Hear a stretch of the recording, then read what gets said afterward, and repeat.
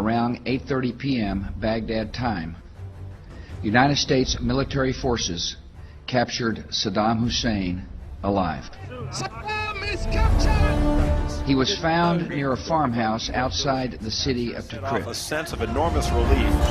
In a swift raid, conducted without casualties. Without casualty, 2 words to ring as hollow as mission accomplished for this Army vet. Meet Cruz, America's hero. The young Hispanic American soldier from the Bronx who pulled Saddam out of the hole. His wounds from this celebrated incident did not cripple his body, only his mind and his soul. Jeans is now one of the 30% of Iraqi vets that suffers from severe PTSD, post-traumatic stress disorder. Because you feel claustrophobic all of a sudden. You feel like somebody's taking away your oxygen. And then you don't know if one little thing, somebody step on your toe, makes you black out and you go back into war mode. Growing up in poverty in another war zone, the West Bronx, never prepared Jeans for the patriotism he felt after 9/11 when he signed up for the military. A lot of us were actually pretty happy. We were on a war. And it's like, yeah, I'll make better. I'm making money. At the time I got made a gunner, I was in a Humvee. My head and half my body stuck out of a turret. Shots just coming in from rooftops. When we first went in, it was just shoot to kill. And you're seeing people run up kids, guns. I mean, it was just a nightmare. That was pure hell. You're already drenched in smoke and other people's blood and stuff like that. You're hot, you're just tired. But you can't sleep. Now you got weapons hot as hell. The barrels are melting. The heat was enormous. I mean, I was shaking, I was sweating, I was everything. Couldn't eat, couldn't drink water. My half the first day here, and I don't even know how I'm gonna make it out of this. At that time, I didn't think about going home. All I thought about was like, I just want this day to be over with. But his is not just a war story. It's a story of love and war and pain. It's one man's personal journey to find healing, honor, and redemption in the aftermath of modern war. Well, when he came home, they received him as a hero. Some of the politicians promised a lot of things that they were going to do for him that never happened. He's a hero, but the hero don't have money to eat. The hero don't have money to dressing. The hero had a son to take care. Who paid for that? Who paid for that? Money? Newly divorced, Jeans is now living in his family's overcrowded apartment. No longer a soldier, Jeans has a new role, daddy to 2 little boys. Growing up my childhood, we lived on the west side of the Bronx. I went to a high school where it was the #1 baddest school in the entire Bronx and Manhattan. There was shootings every day, stabbings, slicings. We went through a lot of hardships.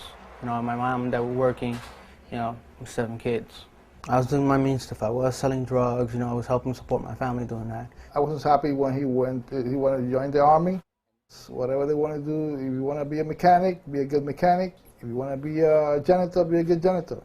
But if you want to join the Army, be a good soldier. Shortly after his return, Jeans met another Iraqi vet from the Bronx, Sergeant Rafael Rodriguez, whose friendship and understanding have become a lifeline for Jeans.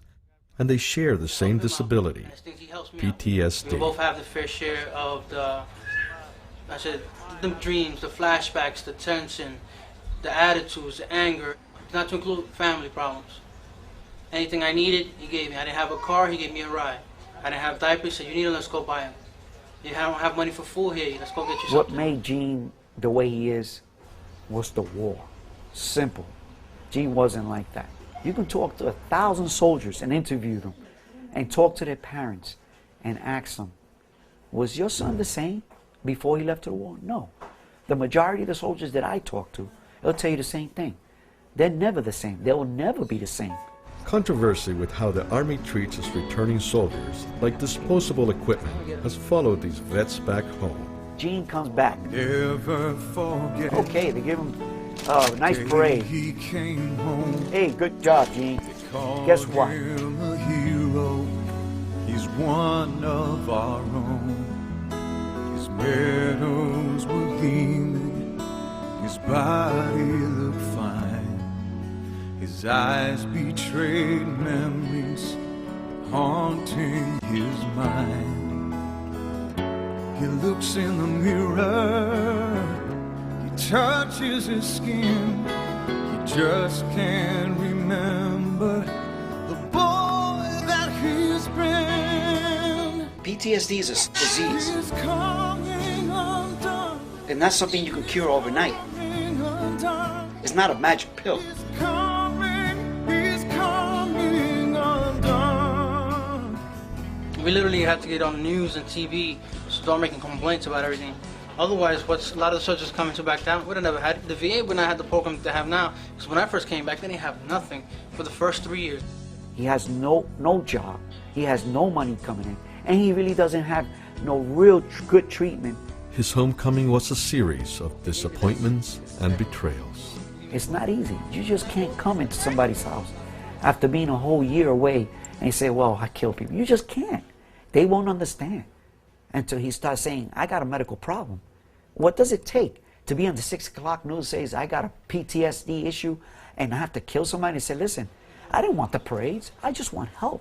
Gene's one moment to shine in this war began as just another day at work. I don't care what you do or what you have to do or how you do it, but I want you to search and try to find your objective. Your objective is today, Cruz, Saddam Hussein. But the price he had to pay to capture one of the most wanted men in the world was his own sanity. This night was just a little different from every night because it was more pitch black. It was a lot more warmer. I mean, it was so quiet you could hear a pen drop from maybe 2 or 3 miles away. It was very odd. Running through a farm area.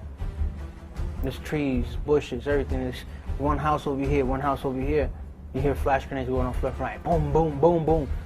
Right next to the river, there's some like PVC pipes sticking out. Some wires. We all find that kind of weird. Now, we found something that looks like a cinder block with some rope sticking out. Commander says, can you pull it out? We look at each other like, stupid? Each other was like, you know, what the hell? One guy got one side, we're starting to tug. Popped it open, threw a flash grenade out. Boom! Take this thing up and go in. Surprise. Here's this ugly, smelling, looking funky, very furry, old looking bum. He had almost long hair, long beard, very wasted. And he's dazed out in the corner, still holding an AK-47 in his hands. I was like, yo, that guy stunk. And we're making jokes about it. We gotta laugh. You're not thinking, well, this is maybe him. You just gotta get him out the hole. We pass him up, we get out. You hear a lot of guys, yeah, it's him, blah, blah, blah. Over the radio says, it's him, it's actually him. You guys did a great job. We go, really? Shit, now we're ready to go home. When I get the phone, I can talk. I can talk in the phone. I say, hey, hey, hey. And the lady say, Mommy, drink water and be relaxed. It's something good. It's not a bad. There were 4 soldiers involved in the capture of Saddam Hussein.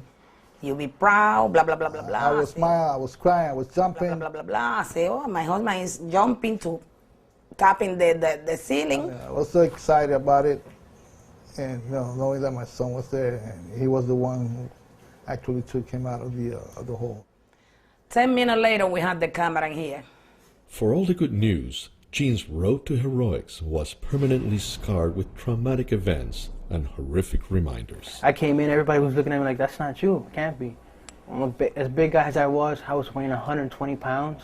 Looked like I was on crack, and I just came out of the dead with my skin still attached. And I knew there was a part that he wasn't telling me. So for me to get it out of him, I have to make him feel like, listen to me, I'm a soldier too. I understand what you're going through. You're not alone in this fight. Yeah, now you actually get to see what you did. You see carnage. You see the burning flesh. You smell everything possible. Everything that you've done, now you've seen it. You have to come clean with me and tell me what's going on. And there will be kids sometimes playing in the dark and you can't really see them, and they'll notice you, and sometimes you actually take these kids and you gotta try to keep them quiet. And they would try to fight you and everything, and sometimes you gotta cut their necks or break their necks. And you can look into your man's eye and say, soldier, is everything all right? And he goes, yeah. And you look and you see there's something wrong, you can tell, you can pick it up. Just look in his eye and you'll see. Maybe he's crazy, maybe he's dead. The lingering core of his pain is etched on the face of his 5-year-old son, a constant reminder, a flash forward, replacing the flashback. Sometimes when your son is acting up, all of a sudden you see that kid's face and the way they were acting and what they're doing, just a reminder, I have to separate my son from me. It's not because he can't handle taking care of the kid. It's because sometimes he gets those dreams, those flashbacks of those kids that he experienced seeing in Iraq. And your child's looking at you, what the hell's going on, Dad? What did I do? And he tries to adapt and adjust to those situations. And something just snaps out of you. I have sometimes a hard time taking my son to a park. The reasons why, I can't stand being around too many crowds if an argument breaks out. Sometimes your body mood changes and you don't know what you're capable of doing, so you got to come back home and pop in another pill, hide in your room. And it's uncontrollable. So he has to lock himself in a room. And I can understand that. I understand he has to stay away from his kid because he's not right now all there. There's certain things I could tell my son I did in life. You know, I kill kids like you, your age. Not because of the things you're doing here, because of the things they did. What would you do? And a little kid came up to you and tried to stop your convoy because his mother told him, go in front of that truck, stop the convoy so we can ambush them. What would you do? You're looking at your kid, but you're really looking at another kid, which is not yours. And it could be an Iraqi kid. He's barely a man, just turned 21. His soul is tormented, his innocence gone. I didn't have much feeling because in honesty, what I felt was only need to survive. If you know you're going to go to war, you must have some kind of solution to get these soldiers treated. That's the way I feel. If you're going to send me in harm's way, what are you going to do for me when I come back? Anger and pain come back. Sir, the voices are not always a part of my flashbacks, all the things I've done in the past. Some of these voices provoked me for the things I've done in the past. It feels like they're punishing me for it, or things that might happen. It keeps him from falling apart. Looking into my son's face, and I do see children that I've killed and other kids that were injured in fights out there. That's every day. Over and over again. When will it end? It's forgiveness from his son, redemption for his soul that he seeks. He's coming undone. He's coming undone. He's coming undone. He tries to make sense of all the things in his head. Maybe he's crazy. Maybe he's dead. Why did they go? Why did they die? Someone